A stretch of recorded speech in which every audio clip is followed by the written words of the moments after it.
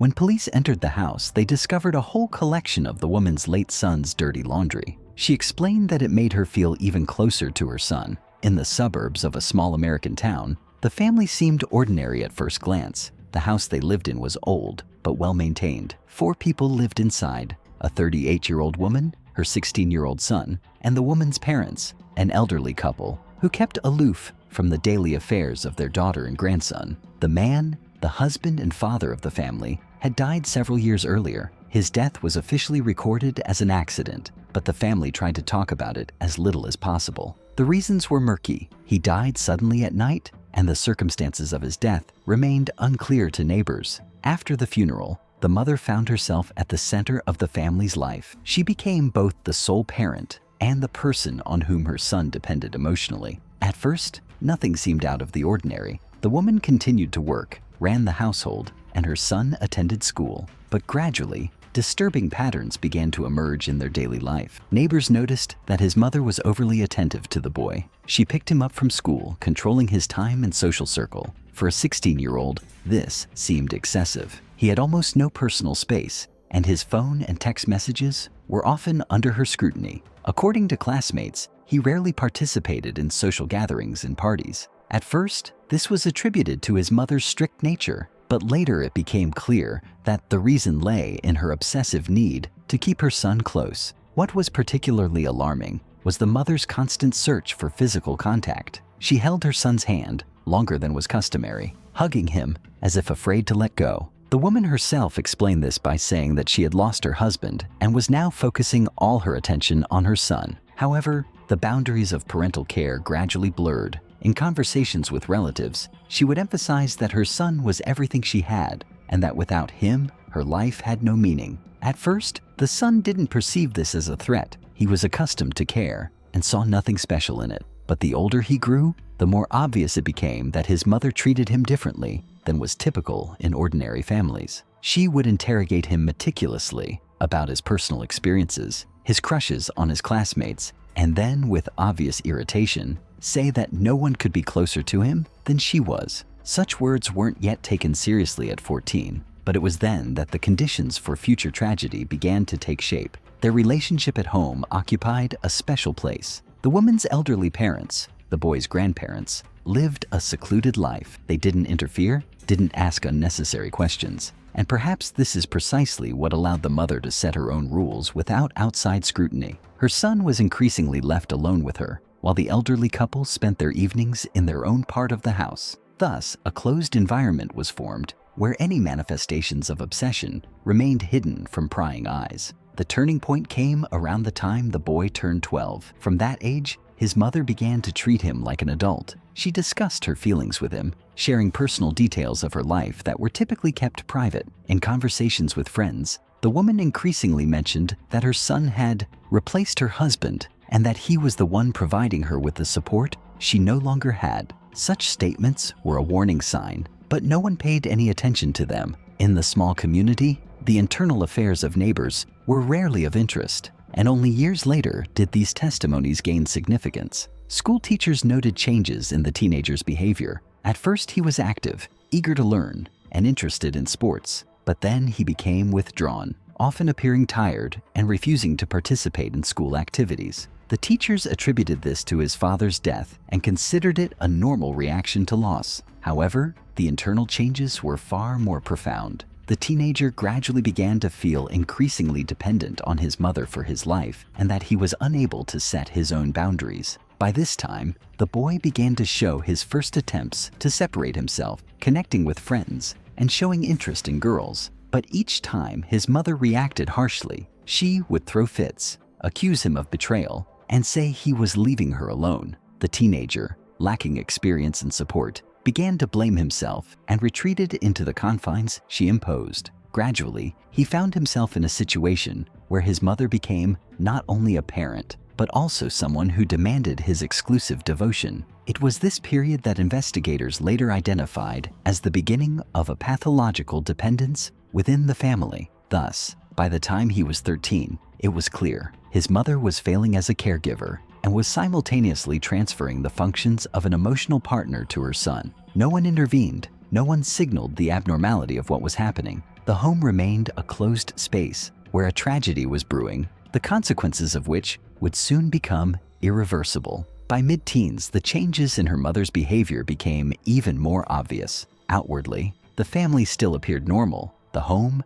the woman's work, the son's school life, and elderly relatives who did not interfere in the affairs of their daughter and grandson. But within the family, an atmosphere gradually developed in which mother and son existed in a closed, exclusive union. The woman increasingly sought opportunities to be alone with her son. In the evenings, she would ask him to stay in her room under the pretext of chatting or watching movies. These encounters became regular, gradually replacing the usual teenage activities. The teenager had almost no privacy left. At any moment, his mother would appear in his room, open his notebooks, check his cabinets, and even ask him questions about how he was feeling or what he was thinking. For a 16-year-old, this felt like a constant invasion of privacy. At the same time, the form of communication changed. The woman increasingly discussed topics with her son that traditionally weren't part of the conversation between parent and child. She talked about her own fears of loneliness, shared memories of her husband, and then increasingly shifted the conversation to the idea that only her son could replace what she had lost. Her words echoed an obsessive thought. Without him, her life lost its meaning. The teenager, lacking sufficient experience, perceived this as a responsibility. He felt obligated to support his mother, be there, and comfort her. Over time, the caretaking took on new forms. The woman insisted on physical contact, which ceased to be typical between mother and child. Hugs became excessively long, and touching exceeded acceptable limits. She would sit next to him on the couch for hours, holding his hand, stroking his hair. Outwardly, this could be explained by affection, but as her son grew older, such actions increasingly lost their naturalness. The psychological pressure intensified. Every time the teenager tried to spend time outside the home, his mother reacted harshly. If he stayed late after school or went to see friends, she would throw emotional scenes, saying he was leaving her alone and thus betraying her. He developed feelings of guilt,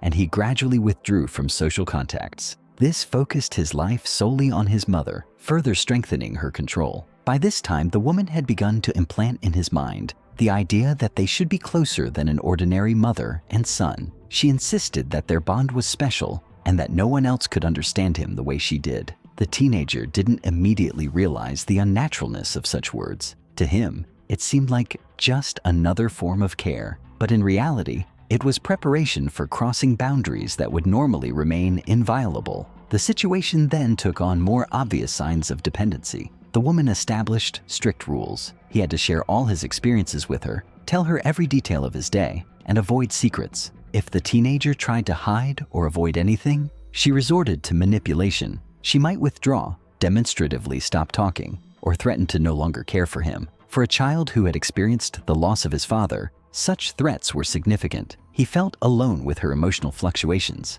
and so he obeyed. Against this backdrop of control, his mother gradually introduced new rules of intimacy. She limited his social circle, demanded he be close, and emphasized that no girl could treat him the way she did. The psychological burden became unbearable. On the one hand, the teenager needed freedom, normal relationships with his peers. On the other, his mother instilled in him the feeling that any desire for independence would ruin her life. This period marked a turning point. For the first time, the woman openly offered to bring her son even closer. She justified this by saying that fate had deprived her of her husband and she needed to fill the void. By the time her son turned 15, the family dynamic had completely changed. Mother and teenager now existed not as parent and child, but as people bound together in a relationship that she saw as a partnership, while he saw it as an increasingly unbearable pressure. This process had developed gradually, but by that age, it had become stable and noticeable. The woman had created a unique system for herself. She emphasized the exclusivity of their relationship and demanded confirmation of that exclusivity. Any attempt by him to distance himself provoked a violent emotional reaction. She could withdraw for several days, displaying dissatisfaction, or create scenes where she accused him of betrayal. As a result, the teenager found himself in a situation where he had no choice. He was forced to agree because otherwise he faced the threat of a complete break with the person on whom he was emotionally dependent. those around her noticed almost nothing. The woman's elderly parents lived apart, avoided interference, and perceived any oddities as signs of a profound loss. To neighbors, the family appeared withdrawn but unsuspicious. Inside the house, however, the mother created a closed world where the main rule was constant submission to her demands. The teenager increasingly felt his freedom had completely vanished. He was unable to make independent decisions. His every action was judged and interpreted by her. The issue of control became particularly difficult. The woman monitored his every move,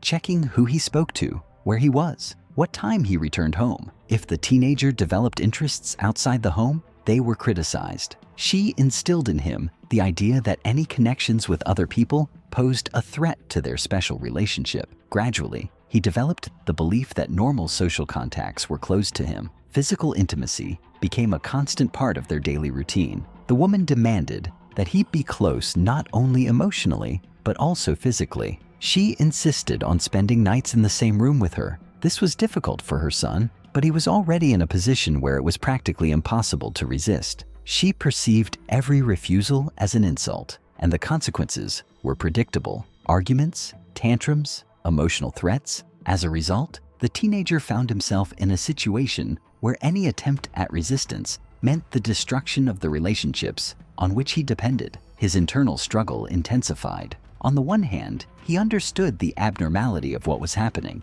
On the other, he was bound by the fear of losing the last person close to him. The loss of his father and the lack of outside support made him especially vulnerable. His mother exploited this, emphasizing that only she could support him and that without her, he would be alone. By this time, his behavior had noticeably changed. At school, he became increasingly withdrawn. Teachers noted his aloofness and lack of interest in social activities. He avoided talking about his family and often appeared depressed. He had virtually no friends left. His mother ensured that all his contacts were kept to a minimum. Any attempts to start relationships with girls were suppressed. His mother made it clear that she would not tolerate competition, and the teenager understood this. The psychological pressure manifested itself in constant repetition of thoughts about their unique bond and that only the two of them could survive the death of their husband and father. The woman insisted that fate had placed them in this situation, and therefore resistance was pointless. The teenager gradually lost the ability to evaluate the situation critically. He began to perceive what was happening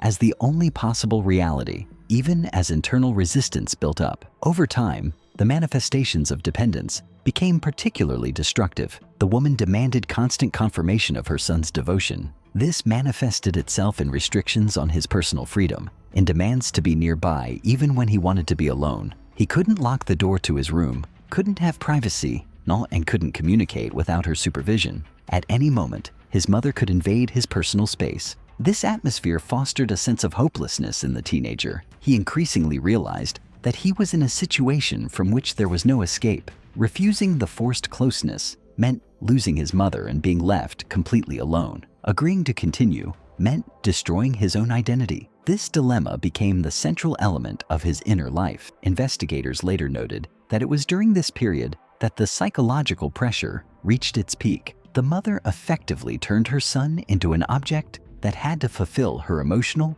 and physical needs. His own desires and needs were ignored or devalued. The teenager lived in a constant state of tension and control. Thus, the final stage of their relationship took shape, an open dependence in which his mother demanded his submission, and he, deprived of support and encouragement, was forced to comply. This period proved decisive in the development of the entire story. It was then that the teenager finally realized the abnormality of what was happening, but could no longer find the strength to resist. It was this internal tension that ultimately led to the tragic outcome. By the age of 16, the teenager had become completely dependent on his mother, and the nature of this dependence had long since gone beyond the ordinary relationship between parent and child. With each passing month, she increasingly insisted on reaffirming their special bond, emphasizing that no one could be closer or more important. These words resonated constantly, cementing themselves in her son's mind as an obligation he could not shirk. He felt not just under guardianship,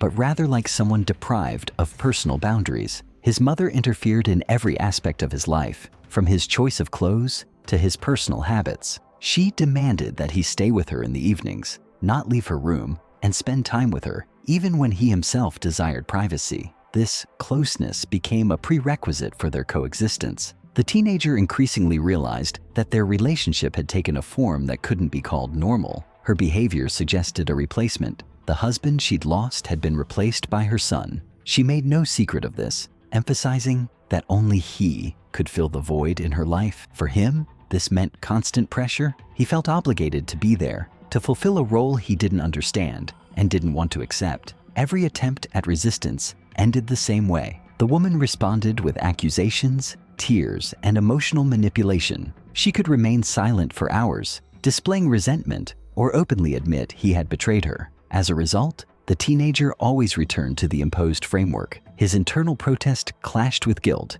and in this struggle, he invariably found himself defeated. He began to notice that he was becoming a different person. At school, he lost interest in his studies and stopped keeping in touch with his classmates. Any friendships he had were severed due to her pressure. He avoided girls altogether, knowing that any attempt at a relationship would provoke a violent reaction from his mother. Gradually, his world narrowed to the walls of their home and a closed community from which there was no escape. The internal tension grew. On the one hand, he understood that what was happening was abnormal. On the other, he saw no way to change the situation. His self-esteem was crumbling, and he increasingly felt trapped. Every evening spent with his mother reinforced his sense of hopelessness. He realized he was playing a role that didn't belong to a teenager, and this made his condition even worse. Outwardly, he appeared increasingly withdrawn and detached. Teachers noted apathy and fatigue. Relatives noted his silence and lack of interest in the future, but no one saw the true reasons. Inwardly, the teenager had already accepted that his life had no prospects. He didn't believe in the possibility of a breakup and didn't count on outside help. These months became a turning point. The teenager realized that his existence had become a vicious circle. There was only one way out: to end it all at once. Thus, an idea formed in his mind that would soon lead to tragedy. By the age of 16, the teenager was in a state that investigators later described as a total psychological trap. His life was reduced to a family existence where his mother had established a system of total control. He no longer perceived himself as an independent person. His every action was subject to her evaluation and approval. The woman demanded constant confirmation of their special bond. This wasn't expressed openly in the form of direct commands, but was hidden in everyday details. She expected him to always be there, to not allow the slightest sign of independence. If he lingered outside or tried to spend time alone,